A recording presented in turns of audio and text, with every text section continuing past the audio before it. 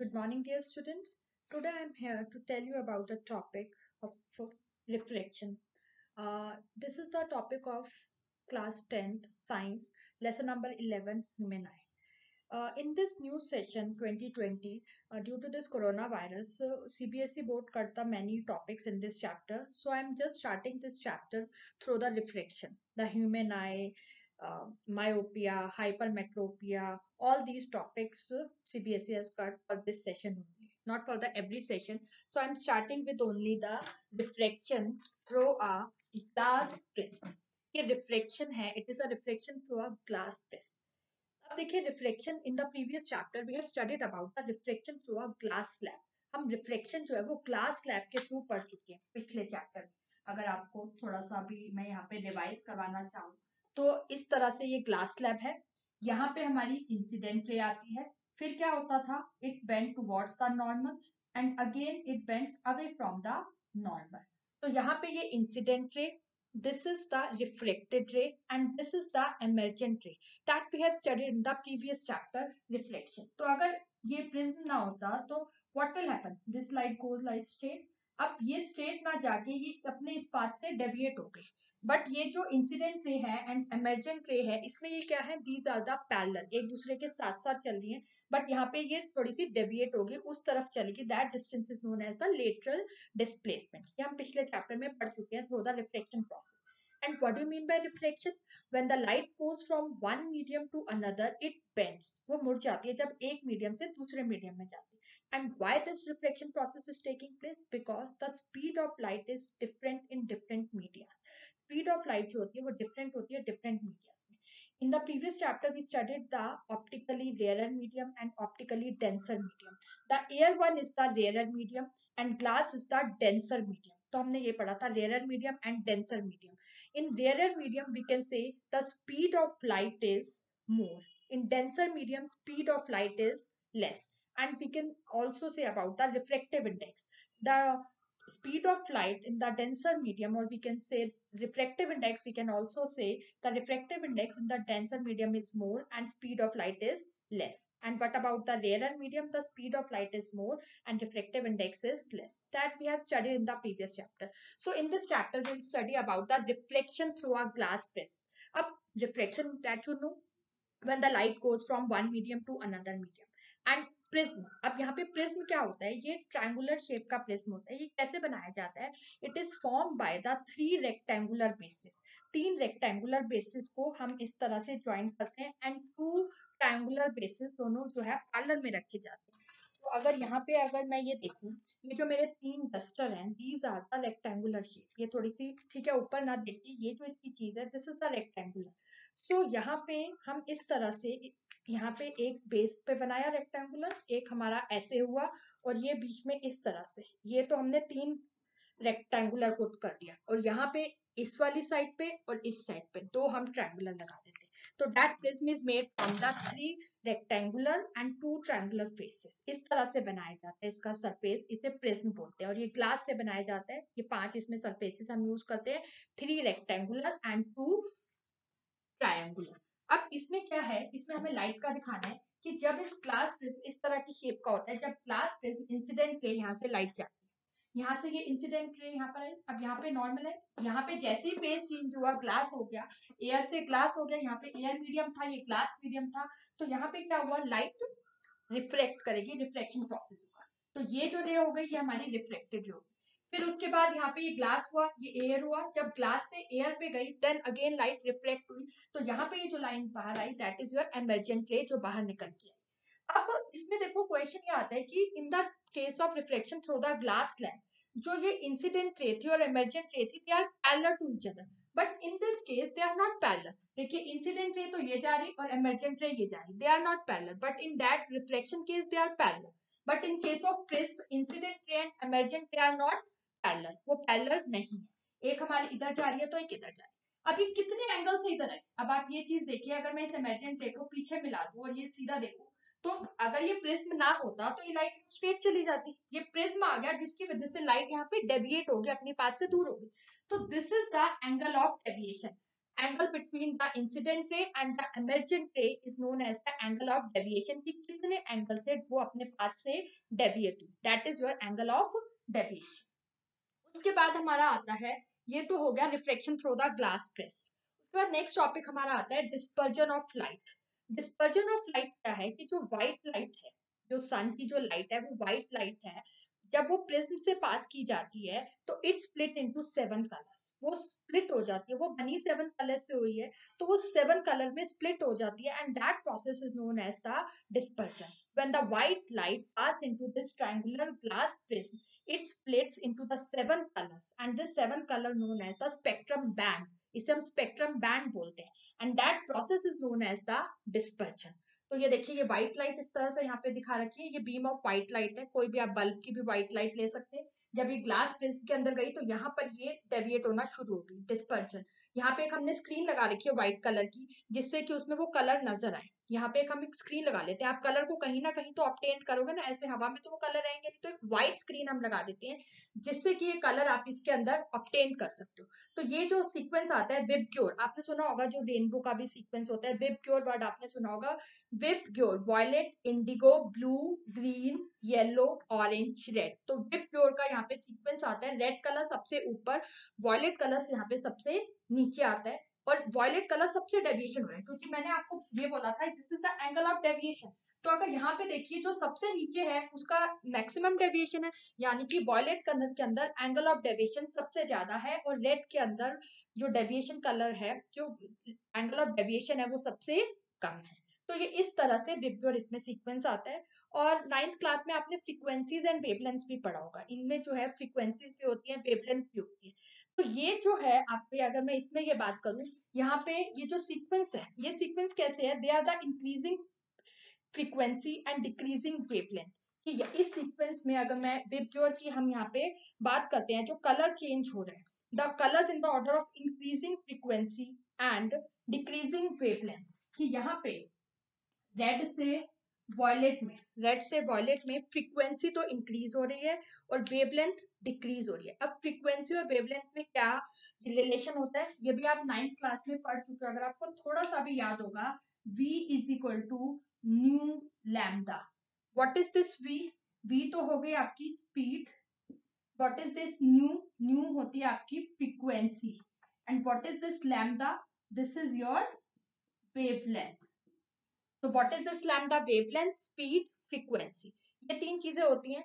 अब यहाँ पे अगर मैं देखिए ये इसके नीचे ले आऊं, तो v जो है न्यू डिवाइडेड बाय लैम्डा, यानी कि यहाँ पे जिसकी वेवलेंथ ज्यादा है उसकी फ्रीक्वेंसी कम होगी। तो इसमें मैं कह रही हूँ कि फ्रीक्वेंसी जो है नीचे के केस में आपकी क्या हो रही है, frequency increases and wavelength is decreases, यानी कि रेड की जो वेवलेंथ है वो सबसे ज्यादा है और वॉयलेट की वेवलेंथ कम है, और फ्रीक्वेंसी रेड की कम है, वेवलेंथ जब इसकी ज्यादा है तो फ्रीक्वेंसी इसकी कम होगी। तो ये दोनों इनवर्सली प्रोपोर्शनल है, जिसकी वेवलेंथ ज्यादा है उसकी फ्रीक्वेंसी कम होगी।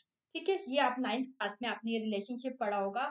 तो रेड से विबग्योर जब नीचे हम जा रहे हैं तो frequency is increases and wavelength is decreases, ये चीज आपको इसके अंदर याद रखनी है।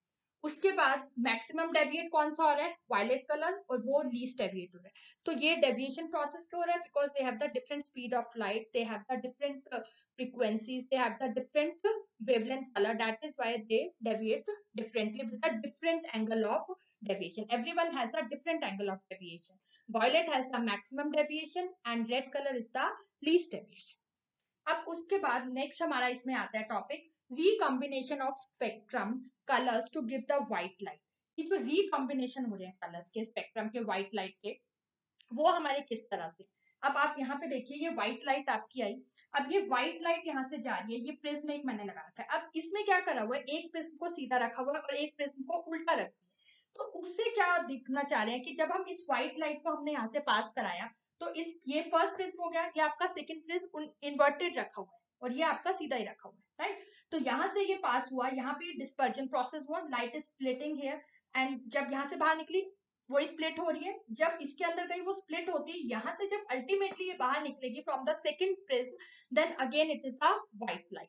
तो क्या हुआ, दो प्रिज्म में क्या हुआ, रिकॉम्बिनेशन हो गया, कि पहले डिस्पर्जन हुआ फिर रिकम्बाइन होगी। ये पहले अलग हुई डिस्पर्जन मतलब स्प्लिट हुई, स्प्लिट होने के बाद ये रिकम्बाइन होगी, दोबारा से सारी कंबाइन होगी। क्यों हो गई? क्योंकि ये जो है, अगर आप इसका स्ट्रक्चर देखिए, ये इस तरह से बन गया, तो ये हमारी क्या बन गई? Rectangular glass slab. तो ये as a rectangular glass slab इसने वर्क करा।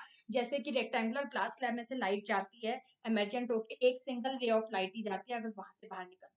तो ये हमारी एक क्या बन गई? ग्लास स्लैब बन गई, जिसकी वजह से व्हाइट लाइट ही हमारी बाहर निकली। तो ये इसका रे डायग्राम एग्जाम में पूछा जाता है कि how can you prove this, कि the combination of spectrum colours gives to the white light. इसमें एक लेंस आपने इस तरह से रखना है, अदर सेकंड प्रिज्म जो है आपने वो रिवर्स रखना है। तो यहाँ पे डिस्पर्जन, यहाँ पे ये रिकम्बाइन हो जाएगी और ये it act as a glass slab, that is why यहाँ पे एक व्हाइट लाइट ही बाहर निकली है। इसके बाद हमारा इसमें नेक्स्ट टॉपिक है रेनबो फॉर्मेशन। आई होप ये आपको क्लियर हो गया होगा। This is reflection, dispersion and recombination, and B is equal to nu lambda. जिसकी भी आपकी फ्रीक्वेंसी कम है उसकी वेवलेंथ ज्यादा होगी। ये चीज याद रखो, दोनों इनवर्सली प्रोपोर्शनल होते हैं, क्योंकि स्पीड ऑफ लाइट एक मीडियम में तो सेम ही रहेगी, वो तो होगी ही चेंज। एयर में अगर हम बात करें तो स्पीड ऑफ लाइट तो सेम ही रहेगी, चेंज क्या होगी? वो जो कलर है उसकी फ्रीक्वेंसी और वेवलेंथ। रेड कलर की मैक्सिमम वेवलेंथ है तो मिनिमम फ्रीक्वेंसी है। अब उसके बाद हमारा इसमें नेक्स्ट टॉपिक बच्चे आता है rainbow formation. Rainbow formation, right. अब रेनबो फॉर्मेशन कैसे होता है? रेनबो आपने देखा होगा, रेनबो कब देखा है? जनरली पहले तो बहुत दिखता था, अब रेनबो अभी दिखा था recently 1 month ago I suppose.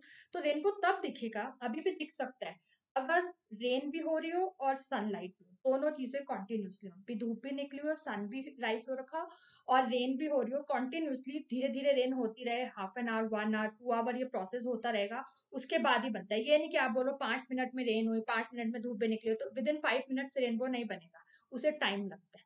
अब डिस्पर्जन प्रोसेस हो रहा है उसके अंदर भी, ऑब्वियसली जब आपकी सन की लाइट 7 कलर्स में स्प्लिट हो रही है, आपको विब्रियोल दिख रहा है, violet, indigo, blue, orange, yellow, ये कलर दिख रहे हैं, रेड, तो डिस्पर्जन प्रोसेस तो हो ही रहा है। अब वो डिस्पर्जन प्रोसेस कैसे हो रहा है? उसमें व्हाइट लाइट तो है बट प्रिज्म का है, कोई ग्लास प्रिज्म नहीं है, तो उसमें जो टाइनी वाटर ड्रॉपलेट्स है, it acts as a prism. वो प्रिज्म का, ग्लास प्रिज्म का काम करती है रेनबो फॉर्मेशन में, वाटर टाइनी ड्रॉपलेट्स। अब कभी भी आपने ये देखा हो कि अगर जहां पर सन है उसके ऑपोजिट फेस में ही हमेशा रेनबो बनता है, ऑलवेज। अब इसमें कौन से प्रोसेसेस इन्वॉल्व है वो मैं आपको बता रही हूँ। कंसिडर करो ये हमारा सन है, अब यहाँ पे ये सन है बच्चे, तो यहाँ पे रेनबो फॉर्मेशन बनेगा इसके ऑपोजिट डायरेक्शन में। अब यहाँ पे हमने कंसिडर करा ये क्या है? आपकी रेन ड्रॉप है। What is this? This is your rain drop, जो कि क्या फंक्शन कर रही है? It acts as a prism, जो यहाँ पे प्रिज्म का काम कर रही है। तो अब यहाँ पे क्या होगा बच्चे? यहाँ पे ये लाइट आई, ये क्या है? This is your incident light. अब ये इंसिडेंट लाइट है, यहाँ पे ये एयर मीडियम था, अब ये वाटर मीडियम आ रहा है, ग्लास का प्रिज्म बन रहा है, मीडियम चेंज हो रहा है, तो जैसे ही लाइट इस एयर ड्रॉप के अंदर जाएगी तो क्या होगा? यहाँ पे रिफ्लेक्शन प्रोसेस होगा, ठीक है। और रिफ्लेक्शन के साथ साथ यहाँ पे ये इस तरह से रिफ्लेक्शन प्रोसेस और स्प्लिट होना भी शुरू हो जाएगी, अगर मैं यहाँ पे ये बात करती हूँ, ठीक है। तो यहाँ पे ये क्या, कौन सा प्रोसेस हुआ? रिफ्लेक्शन, क्योंकि मीडियम चेंज हुआ और अंदर ये स्प्लिट होना शुरू हो गई, तो ये कौन सा प्रोसेस हुआ? डिस्पर्जन। जब गई प्रिज्म की तरह काम कर रही है तो ये यहीं से स्प्लिटिंग इसकी स्टार्ट हो जाती है, लेकिन अब बाहर इसके पास जाने का स्पेस नहीं मिला, ये बाहर नहीं गई। जब ये बाहर नहीं गई तो कहाँ गई? ये यहीं से टकरा के वापस आ गई, स्ट्राइक हुई और कम बैक आ गई, तो उससे यहाँ पे हम क्या बोलेंगे? रिफ्लेक्शन प्रोसेस हो गया। ये देखिए यहीं से वापस आ गई, ठीक है। अब ये वापस आई, कोई भी लाइट जब स्ट्राइक करती है, स्ट्राइक करके वापस आ जाती है विद द सेम एंगल, तो वो कौन सा प्रोसेस होता है? वो प्रोसेस हमारा होता है रिफ्लेक्शन। वो कौन सा प्रोसेस होता है? रिफ्लेक्शन, की लाइट यहाँ पे गई और टकरा के यहाँ से वापस आ गई, अब इसके आउटर सरफेस यहाँ तक पूरा गई, बाहर उसे वे नहीं मिला, तो यहाँ से टकरा के वो वापस आ गई, जिससे कि हमने क्या बोला? रिफ्लेक्शन। अब ये जो रिफ्लेक्शन हो रहा है ये ड्रॉप के अंदर ही हो रहा है, तो हम इसे बोल देते हैं, यहाँ पे नेम दे देते हैं हम, टोटल इंटरनल रिफ्लेक्शन। हम क्या नेम दे देते हैं? टोटल इंटरनल रिफ्लेक्शन, कि अंदर ही लाइट रिफ्लेक्ट होगी, टोटली जो है inside the drop it is reflected, कि ड्रॉप के अंदर होगी। अब उसके बाद क्या हुआ? ये यहाँ से आपकी बाहर आई इस तरह से, ठीक है। जब ये यहाँ से बाहर आई तो आपका ये रेनबो बन गया, ऊपर आपको रेड कलर दिखाई देगा, नीचे आपको वॉयलेट कलर दिखाई देगा, और ये आपका इस तरह से रेनबो फॉर्म हो जाएगा। तो यहाँ पे जब बाहर आई तो वही आपका रिफ्लेक्शन प्रोसेस, और यहाँ पे स्प्लिट हो रही है तो वही आपका कौन सा प्रोसेस हो गया, डिस्पर्जन प्रोसेस।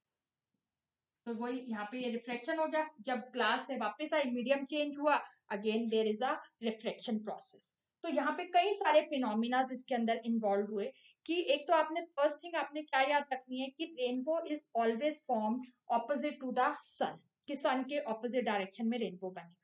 उसका सीक्वेंस याद रखना है, दैट इज विबग्योर। इसे हम स्पेक्ट्रम भी कहते हैं, this is also known as the spectrum band. ठीक है, स्पेक्ट्रम बैंड है ये इस 7 कलर्स का, इन 7 कलर्स का ये स्पेक्ट्रम बैंड है। VIBGYOR, violet, indigo, blue, green, yellow, orange, red, आपको ये सीक्वेंस याद रखना है। और आपने क्या याद रखना है कि यहाँ पे प्रिज्म का कौन फंक्शन कर रहा है, जो रेन ड्रॉप है, जो टाइनी रेन की ड्रॉप है, ड्रॉपलेट्स हैं, they are act as a prism here, ये प्रिज्म का काम कर रहे हैं। फिर आपने याद रखना है इसमें 3 प्रोसेस इन्वॉल्व हो रहे हैं, एक तो आपका हो रहा है रिफ्लेक्शन, सेकेंड हो रहा है डिस्पर्जन, और थर्ड आपका हो रहा है टोटल इंटरनल रिफ्लेक्शन। तो 3 प्रोसेस इसके अंदर इन्वॉल्व हो रहे हैं, reflection, dispersion and total internal reflection.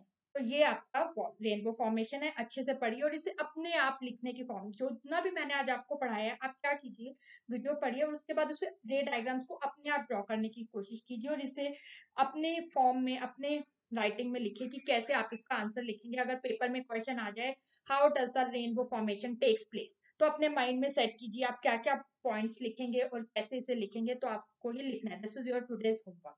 So thank you everyone.